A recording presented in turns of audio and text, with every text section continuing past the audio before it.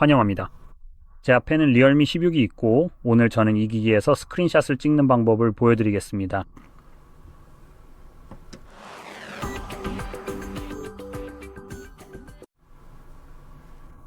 시작하기 전에 참고로 한 가지 말씀드리고 싶은 게 있습니다. 만약 여러분이 스크린샷을 찍으려고 시도했지만 성공하지 못해서 이 영상을 클릭하셨다면 스크린샷을 찍은 후에 도대체 무슨 일이 일어나고 있는 건지 자세히 설명해 드릴 예정이니 계속 지켜봐 주세요. 하지만 여기서는 우선 가장 먼저 캡처하고 싶은 콘텐츠를 열고 스크린샷에 담고 싶은 내용이 화면에 잘 보이는지 확인하세요. 준비가 되었다면 전원 버튼과 볼륨 낮추기 버튼을 동시에 누르기만 하면 됩니다. 그러면 소리와 함께 스크롤 및 공유 옵션이 표시되는 팝업 창이 나타날 것입니다. 이 팝업 창은 잠시 후 자동으로 사라집니다. 자, 방금 보였던 스크롤 옵션은 클릭할 수는 있지만 사실 별다른 효과는 없을 겁니다. 예를 들어 지금 보시는 설정 페이지처럼 아래로 스크롤할 수 있는 콘텐츠가 있을 때는 원하는 만큼 더 긴 스크린샷을 찍을 수 있게 해줍니다.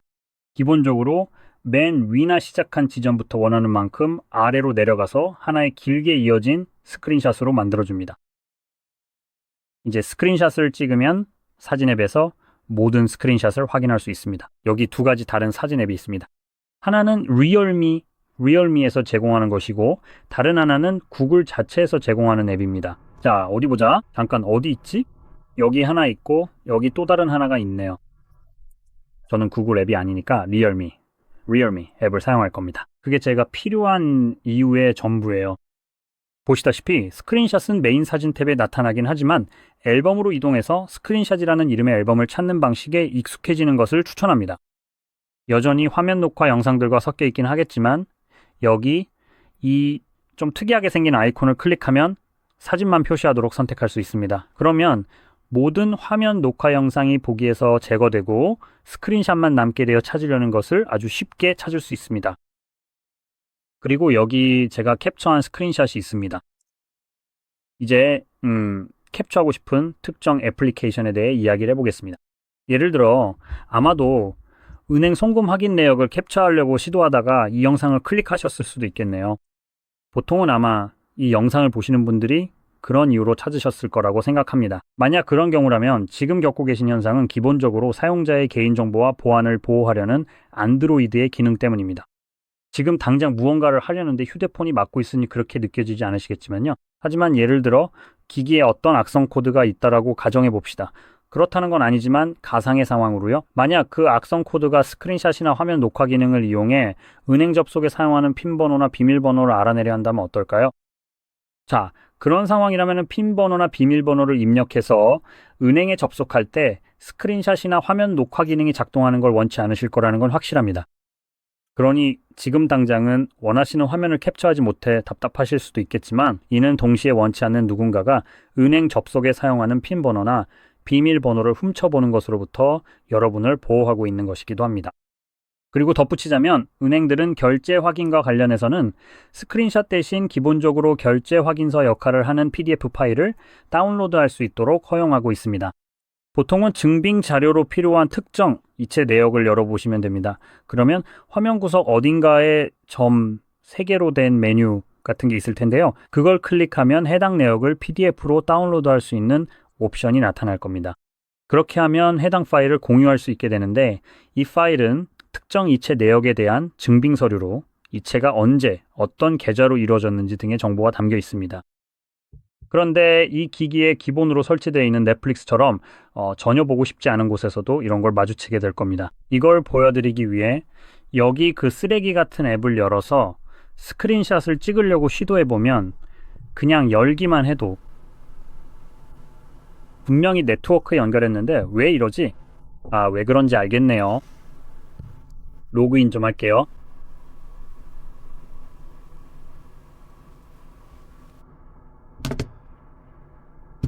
자, 이제 이번에는 될 겁니다. 좋아, 이제 됐네요. 자, 보시다시피 지금 화면에 콘텐츠가 떠 있는데요. 이걸 캡처하려고 하면 이런 메시지가 뜹니다. 개인정보 보호 및 저작권으로 인해 스크린샷이 제한됩니다. 저작권이 뭐든 간에 전 솔직히 1도 신경 안 씁니다. 제 폰이잖아요. 제 폰에서 제가 뭘 하든 그건 제 마음이어야죠. 저작권법은 원래 소송을 당해서 법정에서 시시비비를 가리기 위해 존재하는 거지. 누군가 있잖아. 난 네가 뭘 하는 게 싫어. 그러니까 저작권 핑계 대면서 못하게 할 거야. 내가 하지 말라니까 라고 말하기 위한 게 아니라고요. 결국 요점은 그거예요.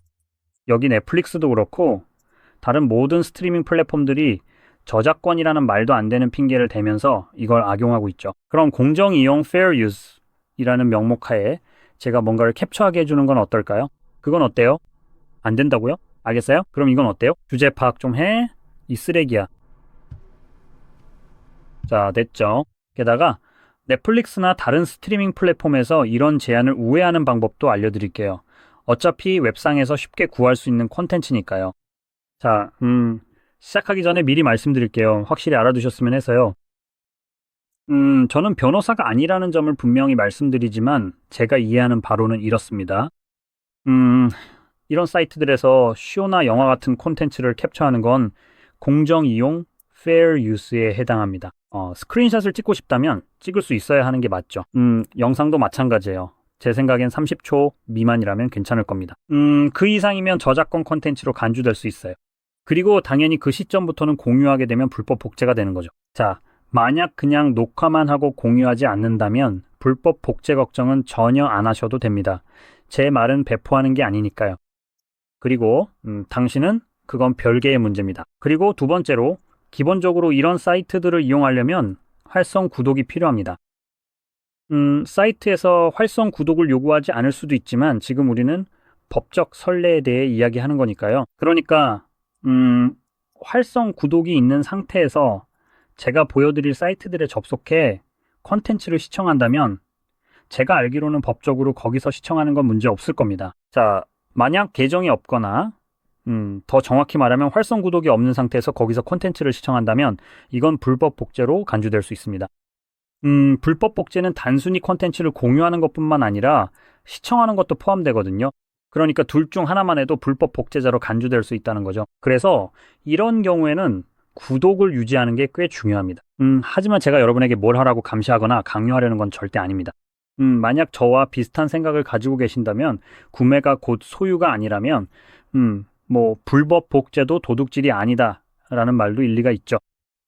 하지만 저는 여러분이 법적으로 당연히 누려야 할 권리를 행사할 수 있도록 도구를 제공하려는 겁니다. 저작권법이 여기서 말하는 말도 안 되는 공정 이용 사례까지는 보호해주지 않으니까요. 원래는 보호해줘야 마땅한데 말이죠. 결국 그들은 단지 막기 위한 목적으로 여러분을 막고 있는 겁니다. 혹시라도 여러분이 더러운 해적이 될까봐 노심초사하는 거겠죠. 그래서 그러니까 말이죠. 그리고 당신이 그들의 콘텐츠를 공유하기라도 하면 그러니까 자동으로 그들 눈에는 당신이 범죄자로 낙인 찍히는 거죠. 심지어 당신이 그들에게 돈을 지불하고 있는데도 말입니다. 어쨌든 이런 목적을 위해서는 구글 검색을 이용하는 게 좋습니다.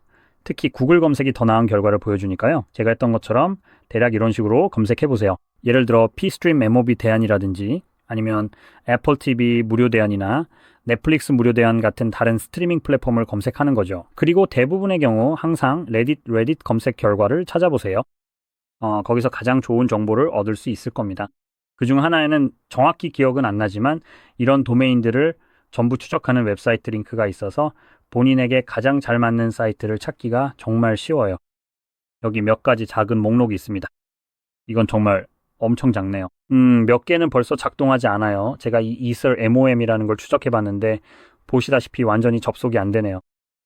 그러니까 이것들이 작동하는지 알 방법이 없는 거죠. 하지만 적어도 다른 곳들을 어떻게 검색하는지는 아실 수 있을 겁니다. 여기서 제가 의도한 건 특정 사이트를 보여드리는 게 아니라 여기 보이는 사이트들이 나중에 작동하지 않더라도 스스로 검색해서 다른 사이트를 찾을 수 있는 방법을 알려드리는 겁니다. 말하자면 물고기를 잡아주는 게 아니라 물고기 잡는 법을 가르쳐 드리는 거죠. 그리고 한 가지 더 말씀드리고 싶은 건 여기서 어떤 사이트를 열어서 보시든 계정이나 구독 같은 게 필요 없다는 점입니다. 그리고 브라우저를 통해 실행되기 때문에 브라우저를 거치는 이상 스크린샷이나 화면 녹화가 차단될 수 없습니다. 브라우저 자체는 이를 차단하지 않으며 그 안에서 어떤 웹사이트를 열더라도 그 사실을 바꿀 수는 없습니다. 이런 방식이라면 기본적으로 보호받는다고 할 수 있죠. 아니, 보호라기보다는 이런 자유를 누릴 수 있는 겁니다. 그리고 만약 어떤 사이트들이 정말 엉망으로 작동한다면 제가 처음에 보여드린 것처럼 광고가 너무 많이 뜨는 사이트일 수도 있어요. 화면을 탭하기만 하면 갑자기 새로운 페이지로 넘어가면서 광고가 뜨는 그런 경우 말이죠. 그럴 땐 좀 더 잘 작동하는 다른 곳을 찾아보시는 게 좋을 거예요. 어쨌든 제가 생각하는 내용은 기본적으로 여기까지입니다. 이번 영상이 도움이 되셨다면 좋아요와 구독 잊지 마시고 시청해 주셔서 감사합니다.